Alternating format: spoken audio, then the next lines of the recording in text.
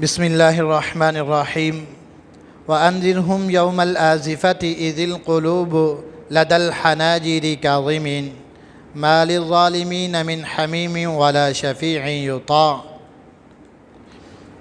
میں نے آپ حضرات سے گزارش کی تھی کہ اللہ تبارک و تعالی قرآن مجید کے اندر ایک دعویٰ بیان فرماتے ہیں۔ مفسرین اکرام نے کچھ اصطلاحات بنا لی ہیں تاکہ قرآن مجید کی تفسیر سمجھنے میں آسانی ہو۔ سب سے پہلی اصطلاح کیا تھی؟ دعویٰ۔ دعویٰ کیا ہوتا ہے؟ دوبارہ بتا دیتا ہوں۔ دعویٰ ہوتا ہے کسی صورت میں جو مرکزی نقطہ ہوتا ہے اسے کہتے ہیں دعویٰ۔ کسی صورت میں مقصودی بات کو دعویٰ کہتے ہیں۔ پھر دوسری اصطلاح تھی دلائل۔ دلائل کی دو قسم تھی، دلائل عقلیہ، دلائل نقلیہ۔ دلائل عقلیہ وہ تھے جو عقل سے سمجھ میں آئیں، اور دلائل نقلیہ وہ تھے جو کہ نقل کر کے آئیں، سابقہ سابقہ کتب اور سابقہ انبیاء کے واقعات اللہ تبارک و تعالیٰ قرآن مجید میں ذکر فرماتے ہیں کہ یہ بھی یہی بات کہتے تھے جو قرآن کہتا ہے، تو اسے کیا کہتے ہیں؟ دلیل نقلی۔ اب اس اعتبار سے تیسری اصطلاح ہے تخویف۔ کیا اصطلاح ہے؟ تخویف۔ تا خو واو یا فا، تخویف۔ تخفیف کہتے ہیں، اس کا معنی ہوتا ہے ڈرانا۔ کیا معنی ہوتا ہے؟ ڈرانا۔ اللہ تبارک و تعالیٰ دعویٰ پیش کرتے ہیں، پھر کچھ لوگ مانتے ہیں، کچھ نہیں مانتے۔ جو نہیں مانتے اللہ تبارک و تعالیٰ ان سے کہتے ہیں کہ دیکھو اگر میری بات نہیں مانو گے تو کل قیامت کے دن میں تمہیں یہ سزا دوں گا، تمہیں جہنم میں ڈالا جائے گا، تمہیں آگ کا عذاب دیا جائے گا، اسفل السافلین میں ڈالا جائے گا۔ اور تخویف کی بھی دو قسمیں ہیں، ایک تخویف دنیاویہ، دوسری تخویف اخرویہ۔ تخویف دنیاوی کا کیا مطلب ہے؟ آپ کو پتہ لگ گیا۔ تخویف کا مطلب ہے ڈرانا۔ دنیا کا ڈرانا کیا مطلب؟ کہ اگر تم میری بات نہیں مانو گے تو دنیا میں تمہارے لیے پریشانی بنے گی، تم پہ عذاب آ سکتا ہے، تمہیں نقصان ہو سکتا ہے، اللہ کی طرف سے تمہیں ایسی پھٹکار پڑے گی کہ تمہیں دنیا کا نقصان ہو سکتا ہے۔ دوسرا تخویف اخروی، کہ آخرت میں جب قیامت کا دن ہوگا تو پھر تمہیں جہنم کی طرف دھکیلا جائے گا، لہٰذا میری بات کو مان لو۔ تو تخویف ڈرانا، پھر اس کی دو قسمیں ہیں، تخویف دنیاوی، تخویف اخروی۔ اب چوتھی اصطلاح ہے، بڑی آسان ہے، اس کا الٹ کر لیں۔ یہ تخویف ہے، وہ اصطلاح کا نام ہے بشارت۔ کیا نام ہے؟ بشارت۔ اس کی بھی اسی طرح دو قسمیں ہیں۔ بشارت کا مطلب ہوتا ہے خوشخبری دینا، خوشخبری دینا۔ اللہ تبارک و تعالیٰ فرماتے ہیں دیکھو اگر میری بات مان لو گے تو میں تمہیں دنیا میں بھی نفع دوں گا اور آخرت میں بھی نفع دوں گا۔ دنیا میں نفع کس طرح؟ اگر تم میری بات مان لو گے، یرسل السماء علیکم مدرارا ویمددکم باموال وبنین ویجعل لکم جنات ویجعل لکم انہارا۔ تمہارے اوپر موسلا دھار بارشیں برساؤں گا اور تمہارے بیٹوں کے میں اضافہ کروں گا، برکت کروں گا، تمہاری کھیتیوں میں برکت ہوگی۔ یہ دنیاوی فائدہ ہے، تو اسے کہتے ہیں بشارت دنیاویہ، بشارت دنیاویہ۔ اور دوسری بشارت ہوتی ہے اسے کہتے ہیں بشارت اخرویہ، آخرت کا۔ دیکھو اگر میری بات مانو گے تو آخرت میں تمہیں جنات میں داخل کروں گا، باغات ہوں گے جس کے نیچے نہریں ہوں گی، دودھ کی نہریں ہوں گی، شہد کی نہریں ہوں گی، شراب کی نہریں ہوں گی، شراباً طہورا کی نہریں ہوں گی، غلمان ہوں گے، حور ہوں گے۔ یعنی ایسا خوشخبری جو آخرت میں ہمیں ملنی ہے اسے کہتے ہیں بشارت اخرویہ۔ کیا کہتے ہیں؟ بشارت اخرویہ۔ بنیادی طور پر آج ہم نے دو اصطلاح پڑھی ہیں، پہلی کون سی؟ تخویف، دوسری بشارت۔ تخویف کی بھی دو قسمیں ہیں، تخویف دنیاوی، تخویف اخروی۔ اسی طرح بشارت کی بھی دو قسمیں ہیں، بشارت دنیاویہ، بشارت اخرویہ۔ ایک اسی آیت کے اندر ایک پانچویں اصطلاح بھی آ رہی ہے، وہ بھی یہیں پہ سن لیں، شفاعت قہری۔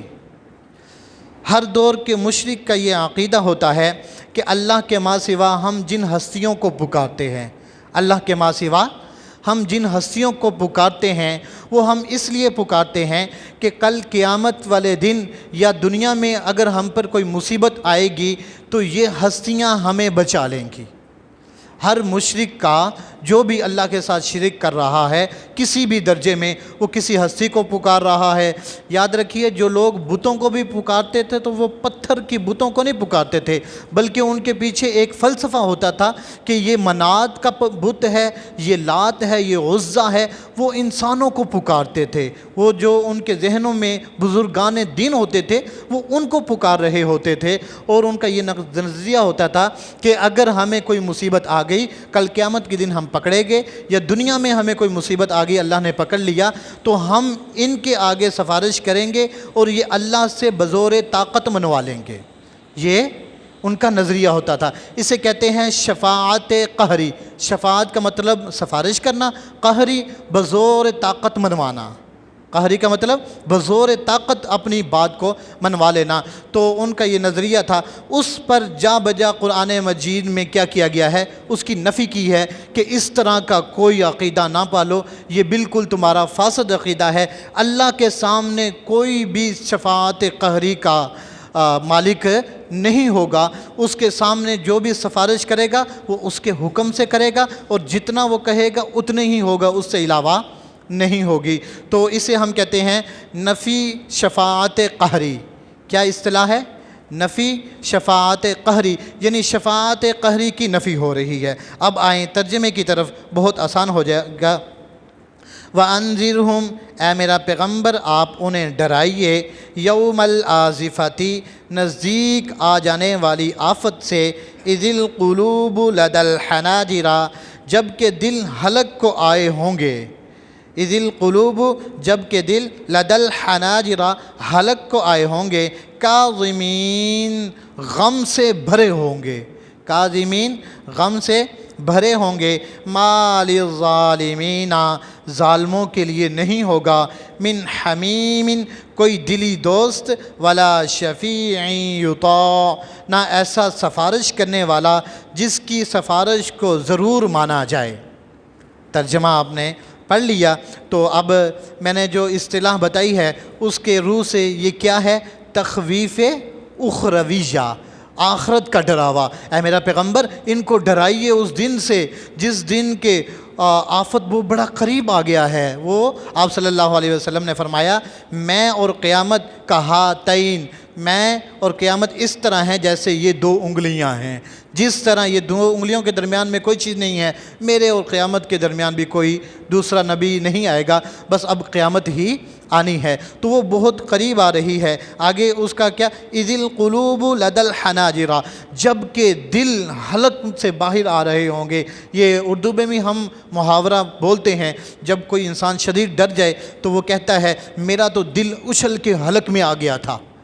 تو اسی محاورے کو عربی میں فرمایا اذ القلوب لدى الحاجر، حناجر، کہ اس قیامت کی ہولناکی اتنی زیادہ ہوگی کہ اس وقت جو دل ہوں گے وہ کیا ہوں گے؟ حلقوں میں آئے ہوں گے، کاظمین، بہت زیادہ غم سے بھر جانا، غم سے بھر جانا، ما للظالمین، ظالموں کے لیے۔ ظالم کون ہے؟ مشرک اور کافر۔ یاد رکھیے دنیا میں سب سے بڑا ظلم شرک ہے۔ دنیا کے اندر سب سے بڑا ظلم کیا ہے؟ شرک ہے۔ اللہ تبارک و تعالیٰ کے ساتھ کسی ہستی کو شریک بنانا یہ دنیا کا سب سے عظیم اور سب سے بڑا ظلم ہے۔ باقی ظلم جو ہیں وہ اس سے کم ہیں۔ تو فرمایا ما للظالمین، مشرکین جو ظلم کر رہے ہیں ان کے لیے من حمیم، کوئی دلی دوست نہیں ہوگا۔ یہ حمیم دلی دوست دوسری جگہ قرآن مجید میں ادفع باللتی ہی احسن فاذا الذی بینک وبینہ عداوۃ کأنہ ولی حمیم، کہ آیا میرا پیغمبر آپ احسن طریقے سے جواب دے دیا کریں۔ اس کا فائدہ کیا ہوگا؟ جو آپ کا دشمن ہے، جس کے اور آپ کے درمیان دشمنی ہے، وہ آپ کا کیا بن جائے گا؟ دلی دوست بن جائے گا۔ تو من حمیم دلی دوست نہ ہوگا، ولا شفیع یطاع، اور نہ ہی کوئی ایسا سفارش کرنے والا جس کی بات ضرور مانی جائے۔ میرے استاد محترم حضرت مفتی محمد خان جاجروی صاحب فی حزم العالیہ وہ فرمایا کرتے تھے، ترجمہ اس کا کیا کرتے تھے، ولا شفیع یطاع، ایسا سفارشی جو زوری زور منوا لے، جو زوری زور اللہ سے کوئی بات منوا لے، وہی ترجمہ وہی ہے کہ جو بزور طاقت اللہ سے منوا لے۔ تو اصل کیا ہے؟ فرمایا شفیع قہری تو نہیں ہے بلکہ سفارشی ہوں گے، اللہ سفارش کا حق دے گا، انبیاء کو دے گا، صدیقین کو دے گا، شہداء کو ملے گا، لیکن وہ کس طرح کا حق ہوگا؟ یوم یقوم الروح والملائکۃ صفا لا یتکلمون الا من اذن، وہ اللہ کے اذن کے سوا بول بھی نہیں سکیں گے۔ آگے کیا ہے؟ وقال ثوابا، جس کو بولنے کی اجازت ہوگی وہ بھی ہر کسی کی سفارش نہیں کر سکے گا، بلکہ جس کو اللہ تبارک و تعالیٰ چاہیں گے صرف اسی کی سفارش ہوگی۔ اور دوسری بات بھی یاد رکھیے، یہ جو سفارش کریں گے اللہ کے دربار میں، جن کی سفارش قبول ہوگی، وہ ان لوگوں کی سفارش کریں گے جو مومنین ہوں گے، شرک سے بری و ذمہ ہوں گے۔ مشرک کی سفارش کی کہیں بھی اجازت نہیں دی جائے گی، یہ یاد رکھ لیجئے۔ مشرک جو اللہ کے ساتھ شرک کر رہا ہے، کل قیامت کے دن اس کی سفارش کا سوال بھی پیدا نہیں ہوتا۔ اور یہ جو سفارش ہوگی یہ ان گناہ گار مسلمانوں کے لیے ہوگی جو اللہ کی توحید پر ایمان رکھتے ہیں، اس کے بعد گناہ گار ہیں، اپنے گناہوں کی وجہ سے جہنم میں جا رہے ہیں۔ اللہ تبارک و تعالیٰ کی رحمت، اللہ اکبر، اللہ کی رحمت یہ کہے گی کہ چلو ان کی جہنم معافی دے دی جائے، تو پھر سفارش کرنے کا انبیاء کو اجازت مل جائے گی، نبی کریم صلی اللہ علیہ وسلم کو بھی اجازت ہوگی، اور آپ بھی مومنین کی کیا کریں گے؟ شفاعت کریں گے۔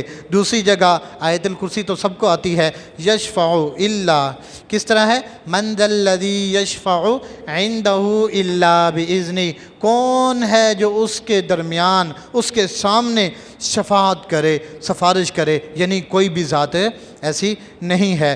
تو آج کے سبق